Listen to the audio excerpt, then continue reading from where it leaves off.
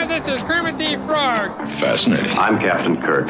Magic is always there, as long as we keep looking for it. Engage.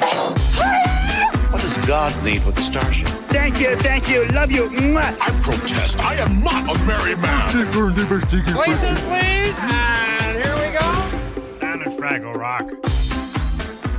Welcome, Doozers, Gorgs, Ferengian Things, to episode 159 of the MuppeTrek Podcast. I'm Steve. And I'm Jarman, and we're on a journey across the stars to compare and contrast the creative worlds of Jim Henson and Gene Roddenberry. What started as reviews of The Muppet Show and Star Trek the original series has expanded into outer space. And this week we have Fraggle Rock episode, The Doozer Contest, and Next Generation episode, The Price. What's now? I thought there was something else going to happen there, but no, it's me. Because right now, Steve, I want to rock. Well, there are all kinds of gems, jewels, and geodes in the world, many of which can be found in Fraggle Rock. And this week's gem is Cobaltite. I don't know. Autocorrect may have taken over on that one. I think it is Cobaltite. Yeah. Cobaltite. Yeah, Cobaltite makes more sense. Well, it was first identified in the 1800s. It is cobalt, which we all know and love, mixed with arsenic sulfide put together. It has a beautiful, lustrous, what you would consider silver appearance. And in the early days of people digging it up, it was used to make these beautiful blue pigments, like these kind of light blue, sky blue pigments that were very sought after. It became extra important as the use of things like magnets, hardening steel, and eventually batteries became prevalent in the industrial world. And so the cobalt from the cobalt dioxide ended up being harvested. It is no longer the main source of cobalt, however, because you run a very real risk of exposing yourself to arsenic during harvest and refinement. So because of that, it is not ideal source of cobalt. Geologists, though, use it as an identifier to help trace hydrothermal sources and pathways in the earth, because to form it, it takes incredibly high temperatures and densities. So because of that, when they find cobaltite, they know they must be near a geothermal pocket or a magma chamber or a major source of heat under the world. So that's cobaltite, and that rocks. That rocks. I want to rock! What's going down in Fraggle Rock? Well, what's up, Doc? Doc and Sprocket have an ant farm, which doesn't pay off quite as much as you would want. They marvel at the cooperation and organization of these little ants, but Sprocket is distracted by a dog outside, a new dog. He barks aggressively and puts up to Doc that Schimmelfinny gave the other dog a bone, and Sprocket does not like that. Sprocket tries to get Schimmelfinny's attention, but he fails, and he decides he's going to fight that dog. Doc gives him boxing gloves. Sprocket practices punching a bag and hitting hands, sparring and practicing with Doc. Sprocket gets all tuckered out in preparation, and Jock points out how silly it is over something as simple as a bone. Sprocket heads out the door, but he ends up not fighting. He ends up that the other dog gave him the bone, and they are now friends as they both stare and marvel at the ants and how the ants don't compete and do their best just to survive. What's going down in Fraggle Rock? Gobo and the gang are looking for a cave filled with Doozer constructions. They plan a picnic, and Gobo reads Uncle Traveling Matt's postcard. Uncle Traveling Matt finds the ultimate Doozer construction. He thinks it looks delicious, but goes to take a bite, and it tastes terrible. He then follows some silly creatures into a small cave to try to make his way to the top, which he hopes is more delicious. But as they fly upward at astonishing rates, they reach the top. He tastes it and plants a Fraggle flag that definitely has Kermit the Frog on it. After this, the Fraggles, in hopes of kicking off their picnic, go looking for radish and tomato Doozer towers. But what do Doozers do this week? Well, they are the main show, which is all the other summaries have been a little bit lackluster. The Doozers cheer as their experiments with tomato extract and mustard powder finally are paying off. Not only are their towers stronger, but they are delicious, and the Fraggles specifically say, man, we really like the mustard powder tower. Man, that was harder to say once I said it out loud. Tongue twister. This makes the Doozer who created the tomato powder jealous. His name is Flange, and the one who made the mustard is Modem. Flange and Modem exchange verbal blows over the pride in their experimental efforts. They argue all the way home, where it is revealed that Flange is Cotterpin, the young Doozer who we met in a prior episode's father, and they have to explain to Cotterpin what taking credit is, because it is so unnatural to Doozers that she doesn't understand. And they kind of liken it to the sex talk, which is really interesting. Flange and Modem continue their verbal exchange, turning into a shouting match, but Flange has had enough. He takes off his helmet and he throws it. In the Doozer Society, this is a challenge to a build-off. Well, this catches the architect's attention, who chides them for their competitive nature. Meanwhile, elsewhere, Cotterpin and Modem's son, whose name I can't remember, get into the competitive nature as one, and they basically end up fighting off camera. They both come up bandaged, but the insinuation is they beat the crap out of each other. The builders arrange for the contest. Yellow helmets doing the mustard tower, red helmets doing the tomato tower. So Flange decides to be the bigger Doozer and apologizes, but he psychs himself out on the way to apologizing and makes everything worse. Well, it's the big contest day. The architect kicks it off. The building is over. We don't really get to see much of it, which is a little bit disappointing. And he says that, well, you both reached the highest point. You can't build any further, so I guess we just won't know who won. Well, they won't settle for this. Wembley luckily comes running through, and they're like, you, the wisest Fraggle in the world, you will decide who wins. What? Me? Wembley eats a little bit of each tower, but they taste really bad, saying one tastes like mushy tomatoes and the other tastes like sour mustard. The architect says, well, I guess there is no winner then, and the contest is a draw, but Flange and Modem just refuse this answer. They continue to build en masse, but realize that they have nowhere else to go to because the Fraggles stopped eating their Doozer constructions because they taste gross. So now they've got nothing to do. So they finally, Wembley came later. Wembley comes now. It was all the Fraggles earlier. God damn it. All the Fraggles earlier. Wembley now, who is going to make the final decision. Wembley is the guy. And Wembley basically realizes that, they each taste yucky apart, but if he has a little bit of each, they taste great. Mm-hmm. We do get an upbeat militaristic Doozer number in there following the joy of building. The architect declares that Flange and Modem are even and that no one actually won that week. And they learned that they have to work together. Nothing in the Gorg's Garden. Nope. No Trash Heap. Nope. Man, I want Trash Heap back. I know, it's been forever. So, Jeremy, what did you think of this episode, the Doozer Contest? Another Doozer episode. Doozer do no wrong. Doozer episode. Yeah, I'm glad they got to use the Doozer homeworld set that they've used, which is fantastic. Which I don't even think the Fraggles have access to, which is kind of cool. I like the Doozer's name is Modem, because Modems probably barely existed back then, which is kind of neat. Yeah. Uh-huh. And so we just found out that it's canon that Doozers just hang out naked. I think there was one that was naked in the last time that we saw the Doozer homeworld, but now all of them are just hanging out naked. There was something deeply unsettling because with their helmets and their belts on, it's fine. But at one point, I can't remember who it was. One of them had all of it on, and I was like,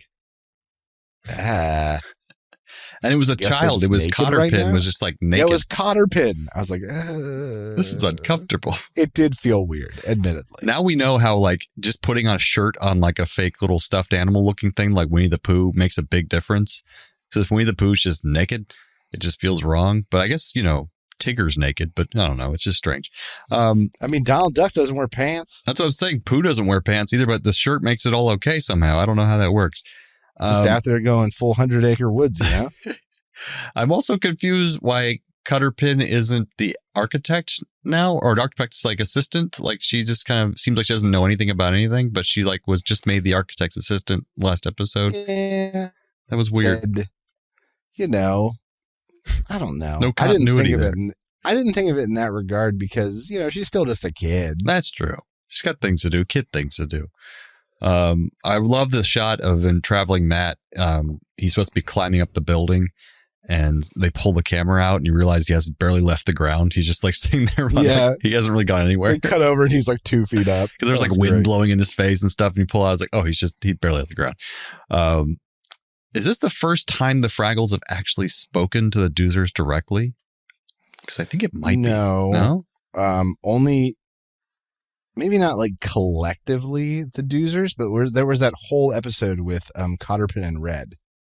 You're right. That's right. Okay. Yeah. And there's probably one or two other instances. I forgot about that. More minor.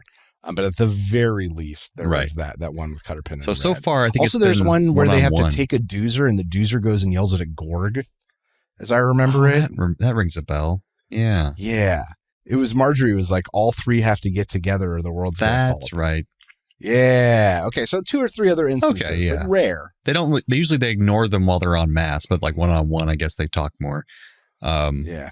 But yeah, I think overall, like a fun episode. There's a lesson learned with Doc and Sprocket. But yeah, no Gorgs, no Marjorie again. I don't know. But one song. I think there's only one song in the whole episode. Trashy back. Yeah, there really was only one song. It was good. I did like the Doozer song, but it wasn't enough. Yeah. But a fun episode. Just, you know, there's just like, there wasn't a lot of oomph to it because they were missing a lot, but not enough songs.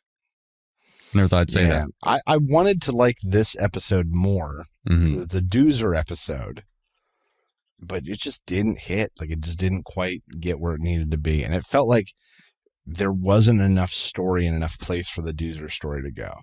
Yeah. We're mad at each other. We're still mad at each other. We're still competing. Well, we're still mad at each other. I guess we better build something. All right, we build something and we're still mad at each other. I was like, God, just do anything. Progress the story in some way. Yeah, that's why the Cotterpin episode for Doozers worked better. I think it was a more like rounded episode than this one, but it wasn't bad. It just wasn't as standoutish as the other one. Well, what were those silly creatures up to this week? Well, Uncle Traveling Matt saw what he thought was the largest Doozer construction. It was actually the CN Tower in Toronto, Canada. Mm-hmm. Sean Vanderloo. The name CN refers to Canadian National, which was the name of the railroad company that built the tower. It was originally built as an observation, but also a communications tower. It was completed in 1976, and for 3 decades, it was the world's tallest freestanding building. Oh. The main shaft is in itself a work of engineering marvel. It is the first time that they completed the entire shaft with one continuous 24-hour cement pour. Wow. So they poured the entire thing as like one structure. Jeez. All the way up. Absolutely crazy. And now in 2011, it was updated. It now has the Edge Walk, where you walk on plexiglass and presumably shit yourself. It is the world's highest full circle hands-free walk, where participants walk outside on a 1.5 meter wide ledge, 356 meters above the ground. I don't like that. God, I don't like anything about that. Too old for that bullshit. No, thank you. Nope. So yeah, that is what the silly creatures are up to. Uncle Traveling Matt visited Canada, apparently. Very nice. I wish I could right now. But Jarman, what did you think was the best Muppeteering moment this week? All the Doozer constructions were awesome. I like you, am sad we didn't get to see them actually building them.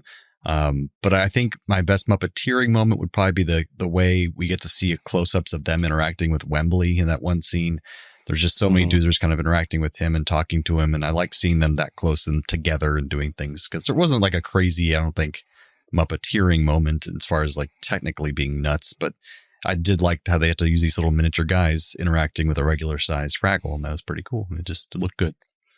Yeah, similar to last Doozer-centric episode, my answer is all Doozers, best Doozers, because in themselves, they're like little technical marvels. Yeah. That these little puppets exist, and they were able to do so many of them. So they get the Muppeteering moment because they're just in themselves incredible. I did write, once again, the note, there was something specifically disconcerting about the naked Doozers. Yes. It's weird. Something just a little off. Put some clothes on them, guys. Come on. That's right. Especially Cotterpin, the kid. I know. It's weird. I don't like it. So, Jarman, who was naked on this week's episode of Star Trek The Next Generation? Well, you're not far off. There was almost a nude scene. We have the price. So the Enterprise is hosting a bidding war for control of this newly discovered, seemingly stable wormhole, the first ever to be discovered, that goes to the Gamma Quadrant, and it's discovered by this race called the Barzans or the Barzans.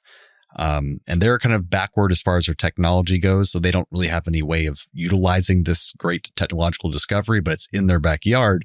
So they're trying to leverage that and make some money off of it by having different civilizations come out and kind of bid on it, and they can own the rights to this new wormhole. So they have the two bidders that are there, the Federation and someone called the Chrysalians, Chrysalians, I think is what they're called.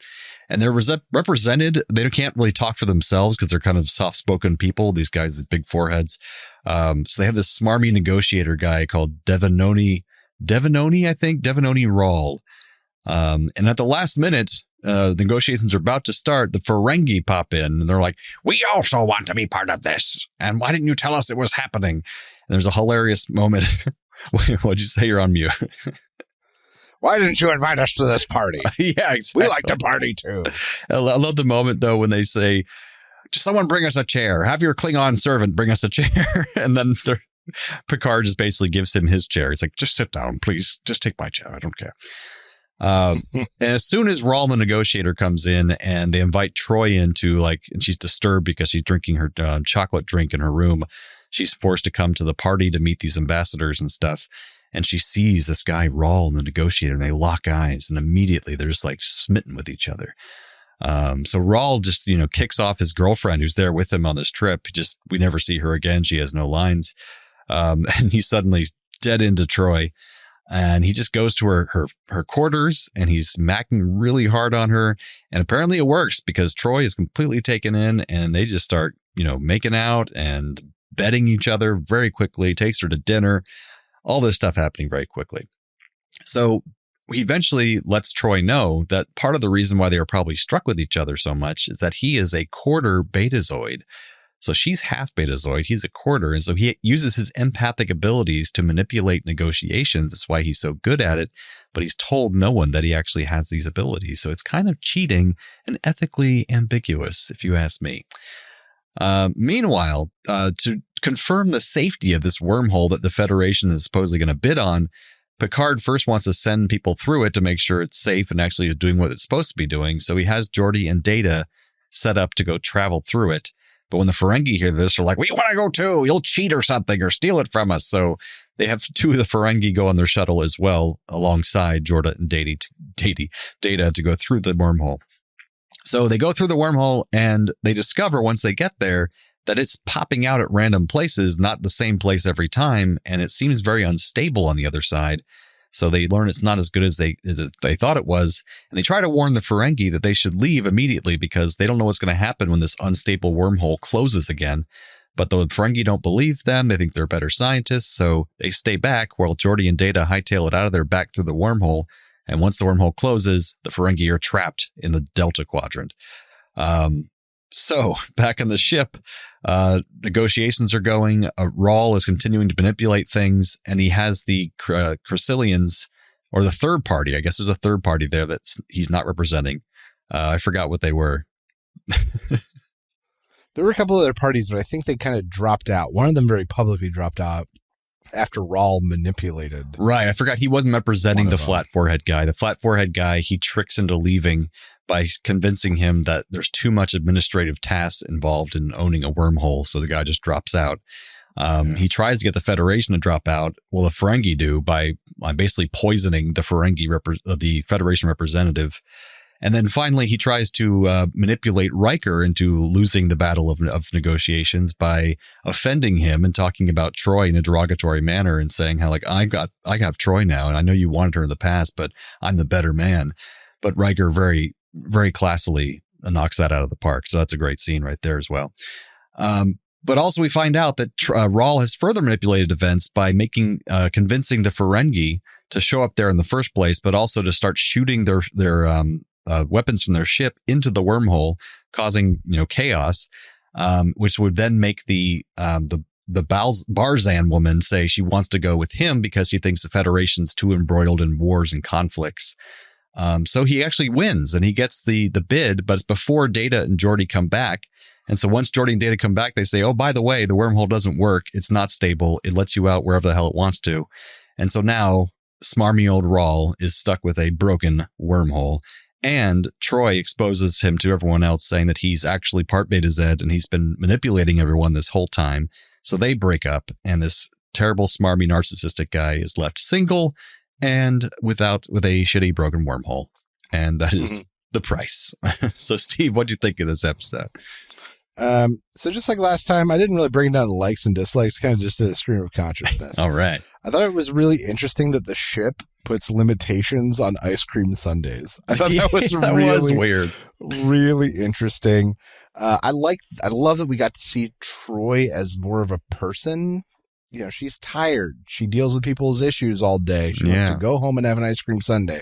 She can't even do that. And then as soon as she takes her shoes off, she gets summoned by the captain to go look at a hole. Damn it. It was interesting to pose the wormhole as a natural resource. I thought that was a very interesting kind of take, and not something I would have thought of myself. I loved seeing the Ferengi in like a different setting, but not only a different setting, but one where it makes sense for them to be. They are shrewd businessmen. It makes sense for them to be at a negotiation. That's true. So I felt good to see them in context. I thought it was bad taste from the writer's perspective to have them start out by immediately doing something sneaky and shitty. Oh, yeah. Like, I wish there had been, the negotiator on behalf of the Federation falls ill. There has to be some sort of investigation. It points back to the Ferengi. It didn't need to be like, put this on your palm and then shake his hand and he'll die. Yeah. God damn it. And they didn't wait for it at all. That like was cartoon characters. Yeah, they didn't resort to that. That's just what they did.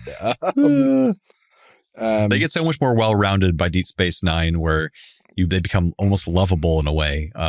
Believe it or not, and they're annoying now. But they have a whole system of governance that's all about commerce and capitalism to the extreme, and so it's just so much more well-rounded and interesting, and that makes this episode, them in this episode, feel better to me because I've seen all that. But since you haven't seen that, it's just annoying and stupid now. It totally makes sense because they're not well-rounded yet; they're just ridiculous.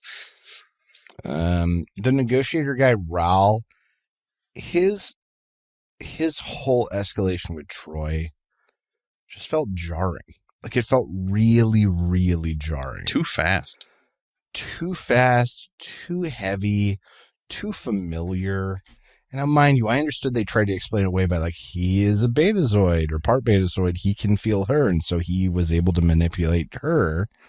But it was just strange. It felt creepy. It felt weird. He felt like a weird creepy narcissist creepo. Like, it was just like, I'm sad she's falling. Like, you know what I want. I'm like, what? Ugh.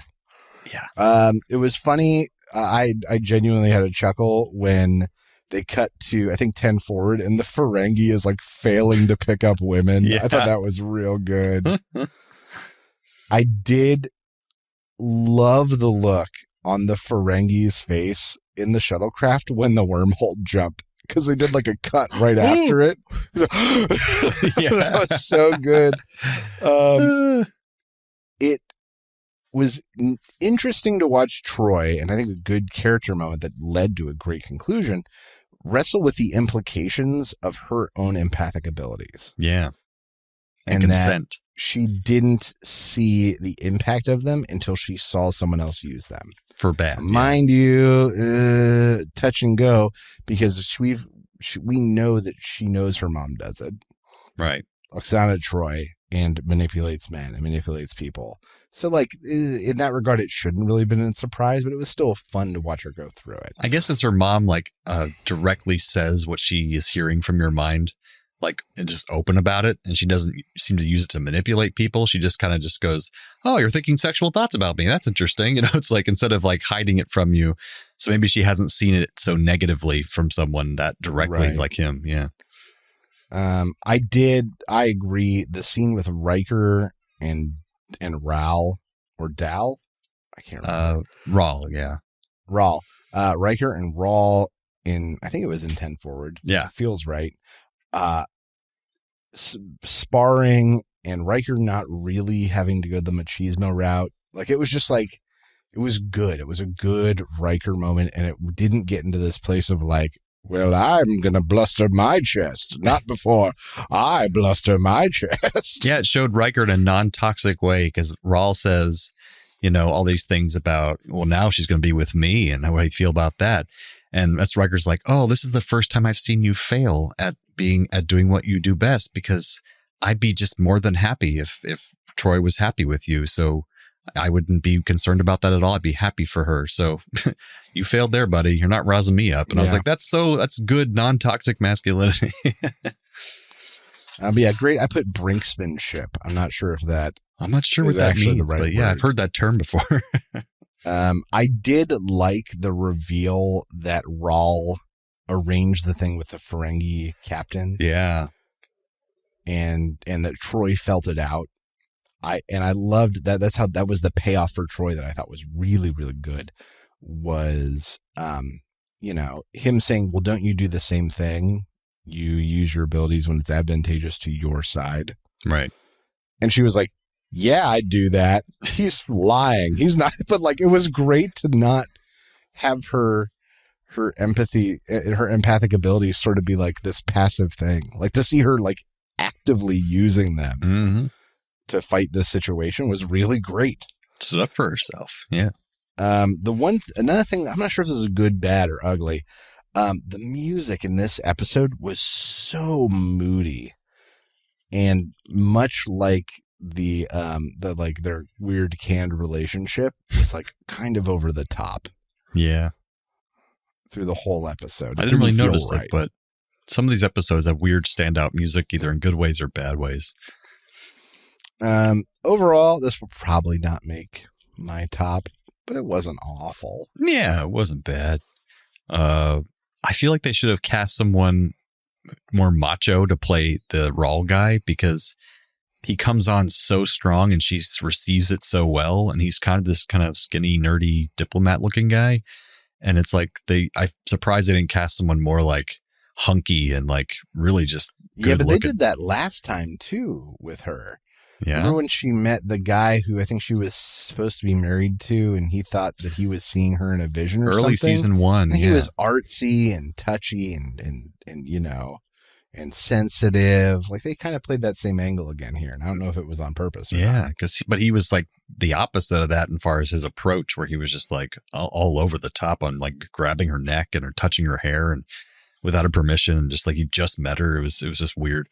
It was. And also, he doesn't seem to really learn anything by the end. He doesn't seem to change, because he's like, just run away with me. You can be my conscience. And it's like this manipulation he's still doing, you know, and he still hasn't learned. But thankfully, Troi just says, no, get out of here. I don't want any part of that. But yeah, I like the premise was really cool, though. Like you said, bidding on a wormhole is such like a Star Trek thing. It's like, you know, that's a unique concept that we wouldn't consider. And they just kind of, it makes sense in the story of this world. So, but the premise is cool, but then everything surrounding it was kind of lackluster. And it was like, it was all right. But some cool moments, and, you know, some Ferengi stuff, and I don't know, new races of people that we haven't seen before. So that was kind of cool. Yeah, I'm going to say this is the best foot forward that the Ferengi have ever had in an episode. Yeah. And it felt good better to see them in the right setting. Right. They're just capitalist pigs. So we'll see what comes out of that in the future. Yeah. Some Trek facts for this episode. The exercise room. This is the famous exercise room scene that is in saved pictures all over the place, where we have Troi and Beverly doing some strange stretches and leotards. But that exercise room is just a redress of the main engineering section. They moved away the thing nicknamed the pool table, that little table that's always in the middle of engineering. They moved that away and put up some mirrors, and that's just right where it was. When we looked at that, I was like, what are those weird leotards they're wearing? And Ann and I both realized, like, oh, they're wearing normal leotards backwards. Is that what it was? That is absolutely what it was. That is why they were so up their butts, because that was the crotch of the leotard. Why did they do that? I don't know, but that is absolutely what happened. They literally just had them put on leotards backwards. Oh, boy. This is the first time the audience sees Deanna's love of chocolate, which comes back. She's obsessed with chocolate.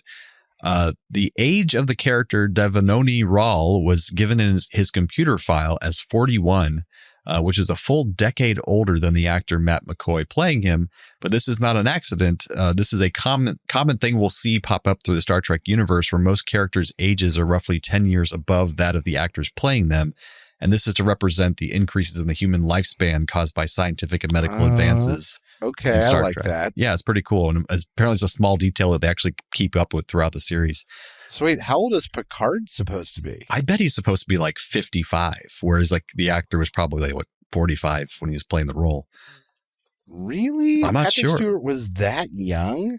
Oh yeah, he's much younger than he looks. We can figure this out now. How old was Picard during TNG? Question mark. 40. When was this episode? Like 91? Oh, he's supposed to be 59 years old at the start of The Next Generation. So 87 is when the show started. So how old? So like 90, since we're in season 3, probably. Was Jean-Luc? So he was 50. Picard in 1987. No, how old was not Patrick Stewart? How old was Patrick Stewart? This is riveting, audience. He was 47 in 1987. So he's supposed to be 59. So he's technically 12 years older than he was actually is as an actor. Yeah, but this is second or third season. This is third season. Yeah. So he was 50 and then 62. So 50. Yeah. So he would have been 62 years old as Captain Picard, but 50 years old as an actor. Yeah. Okay. So that's why he can be even more experienced. Since he's bald, it makes it real hard. I know. And you look at things of him like my age, I'm 39. I just saw a video of him at 39 years old, and he looks like a homeless man in his 60s. Dude, look at Walter Matthau at like 39. Walter Matthau in his 30s. Come on, people. Google it with us. But like, oh my God. But like, look at it. He looks 90. Right. He looks like he's 52. Oh my God. Is that him in his 30s? Or just there no pictures exist of him in his 30s? But really what I've heard is that old Hollywood drank hard.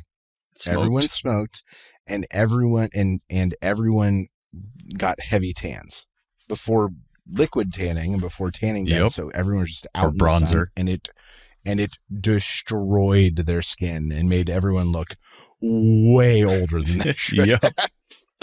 That's why I like to think that us millennials do look younger than we are, because we're aware of all these things, and we stay in and we don't smoke anymore, and we drink less, and I don't know. Gen Z will look even younger, except they're ruining their faces with plastic surgery. Anyway, I see people that are like, not that much older than us, like 42. And I'm like, I don't think I look that old. I look in the mirror and I'm like, I don't have those wrinkles. I don't have that like constant angry frown line in the middle of my face. I just don't get it. I think you got pretty good skin. Well, you know what it is? What? Oily.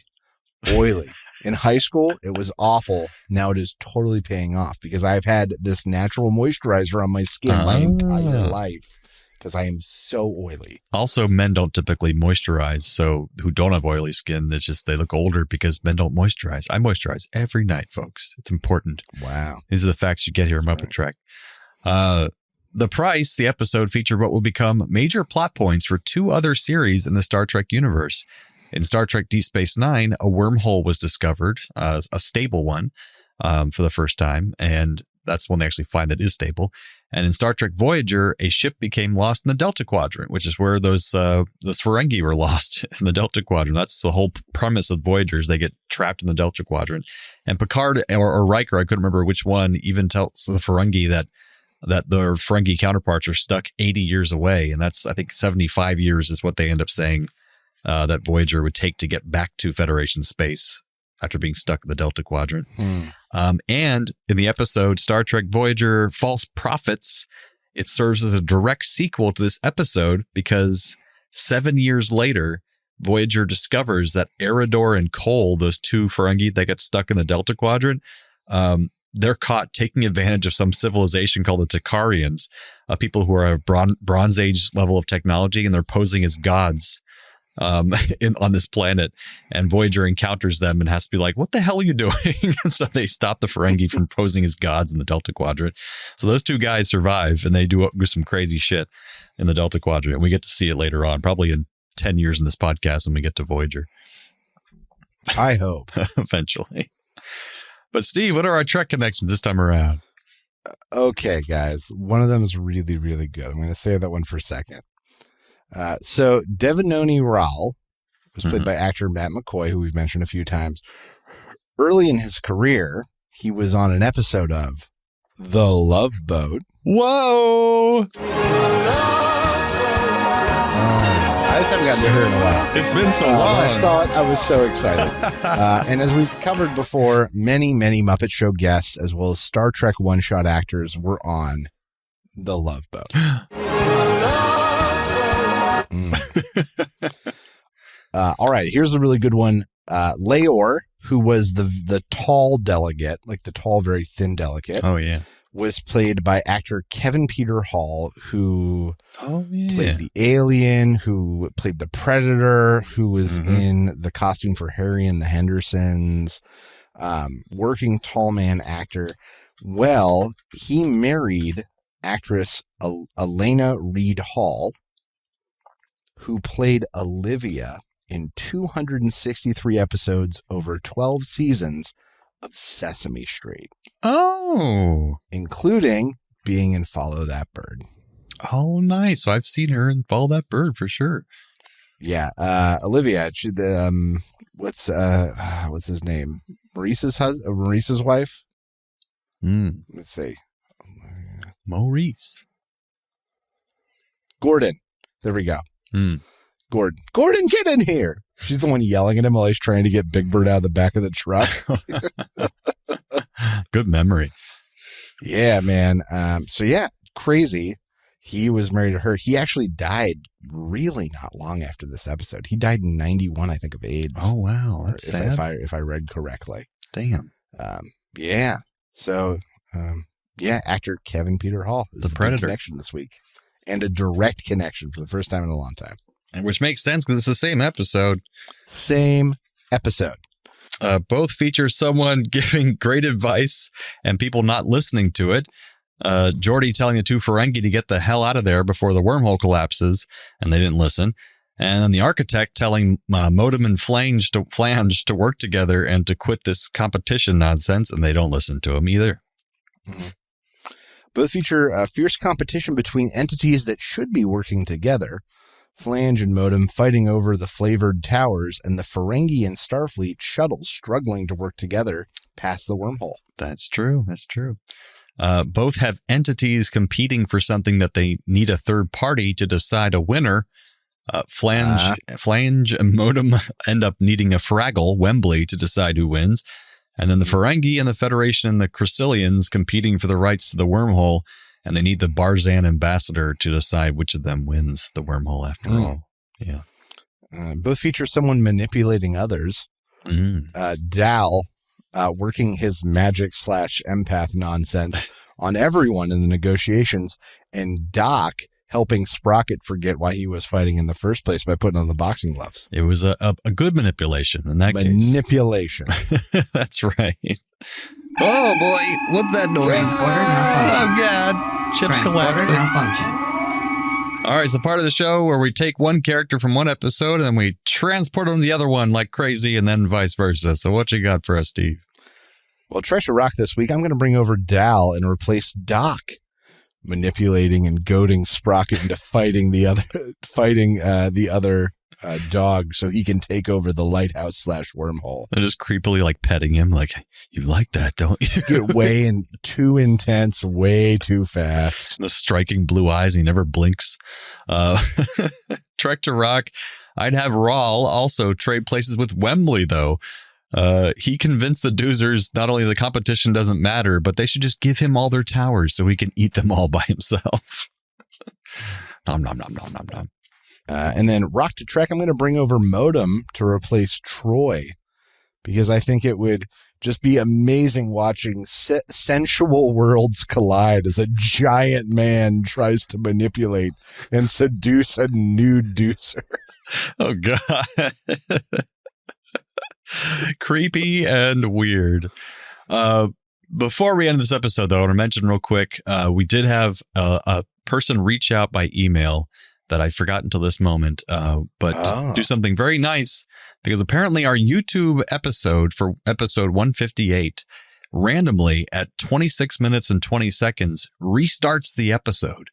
And but then it only plays then till the actual end of time of the episode. So it didn't play the whole episode again. And when they sent me this email, I even checked the audio version was totally fine. And I used the same audio file to make the YouTube version. I just put it on the timeline with the picture. And somehow that happened. But this user, Anthony, I won't say the last name in case they don't want to remain more anonymous. They reached out and said they've been a long-time watcher or listener of the show on YouTube. And they said, could you repost it? I want to hear the end of the episode. And I was like, oh, yes, of course. So I had to make a new file and re-upload the whole thing. And so I emailed them back and let them know. But Anthony, thanks for listening to the show for so long on YouTube. We appreciate it. And thanks for letting us know. Thanks for chiming in. Yeah, because that's crazy. I have no idea how that happened. It was very strange, weird mistake. Whoa. Okay. Well, that's crazy to think that we have a fan who says they're a longtime listener that we haven't had some sort of contact with before this point. Well, yeah, they don't need to write in for anything, but they like listening to the show. But they were nice enough to let us know that, our show was screwed up on YouTube where they mainly listen to it. So that's great. So thank you, Anthony. Well, Anthony, thank you. Keep on listening. We're going to keep bringing it for like the next 2 decades. Yeah, well, we're not going anywhere. And we're both losing weight, so like we're gonna live long. We're gonna live forever. Damn it! I'm just kidding. There will be enough content on both sides that we will never finish. We will pass this on like a burden to our children. I can feel it right now. We put it in the will. Yeah, Joyce and whatever child you're having will be forced to do this. So that now brings us to the end of episode 159 of the MuppeTrek Podcast. Join us next time for Fraggle Rock episode Red's Club. And Star Trek The Next Generation episode The Vengeance Factor. I love that name. So for the lovers, the dreamers, and us. Live long and prosper, everyone. Thanks for listening to the MuppeTrek Podcast. Be sure to follow us on social media on Facebook and Twitter. Subscribe to us on Apple Podcasts, YouTube, Spotify, or your favorite podcast platform. This podcast has been brought to you by A Play on Nerds.